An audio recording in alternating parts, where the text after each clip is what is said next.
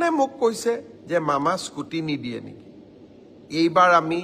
higher secondary পৰীক্ষাৰ আগতেই বাতৰি কাকতত ডাঙৰ ডাঙৰ বিজ্ঞাপন দি সকলোকে জনাইছো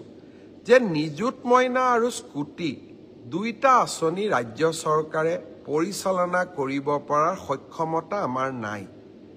আমাক কতো আমি ট্যাক্সও নতুনকৈ ল'ব নোৱাৰো সকলোৰে লগত আলোচনা কৰি সকলোৱে আমাক পৰামৰ্শ দিছিল যে স্কুটি ফাৰ্ষ্ট ডিভিজনত পাছ কৰা ছোৱালী সকলে পায়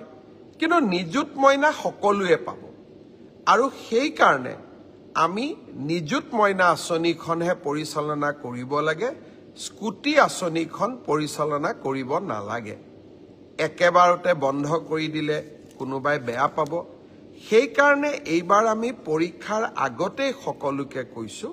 যে 80% লাভ কৰা লৰা আৰু ছোৱালীকহে এইবাৰ আমি স্কুটি দিম কিন্তু যিসকলে স্কুটি নাপাব ছোৱালীয়ে ভাগিনীসকলে তেওঁলোকে নিযুত মইনা আঁচনি পাব সেই কাৰণে আপোনালোকে সোশ্যাল মিডিয়া বা আন স্থানত স্কুটিৰ কাৰণে পোষ্ট দি নাথাকিব কাৰণ চৰকাৰৰ বাজেট ইতিমধ্যে পাছ হৈ গৈছে আমি সকলো বিধানসভাত বহি একেলগে সিদ্ধান্ত লৈছো যে আমি স্কুটি নিদিও নিযুত মইনা দিম আৰু নিযুত মইনা আঁচনিখনে ইমান দুখীয়া লৰা ছোৱালীক দুখীয়া ছোৱালীক সহায় কৰিছে তাক আমি তাৰ যিটো উপকাৰিতা